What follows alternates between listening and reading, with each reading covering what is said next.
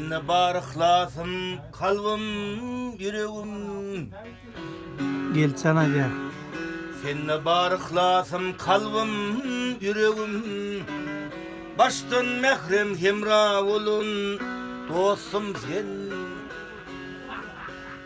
Sen bilen asalır çayım, çöreğim. Gün kimi şulasın salan, dostum sen.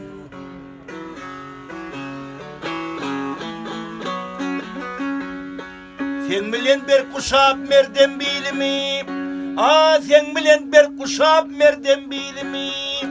Uğunurdun görür gözüm o ilimi, uğunurdun görür gözüm ilimi. Sen bilen anşırdım aydın yolumu, gün kimi şulasın salın bayram sen.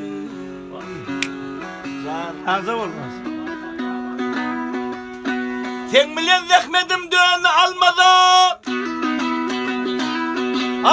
Sen bilen zahmetimden almadı. Yaltalık kum olup gitti gelmedi. Sen bilen nur şayas ay hem yıldızı. Her işte halife olun dedim ben. Sebepkarsiz bayramlarımı toyumu. Sebepkarsin bayramlarıma toyumu. Bak kuşun konur ya mehrem öyümü. Hey dostluğumuz mi demez ömrüm boyunu. Halal zahmet adın alın dostum sen. Her işte himayet bulun dostum sen. Gün kimi şulasın salın dostum sen ey. Bak dostum sen afraşan bilir demme mi? Can.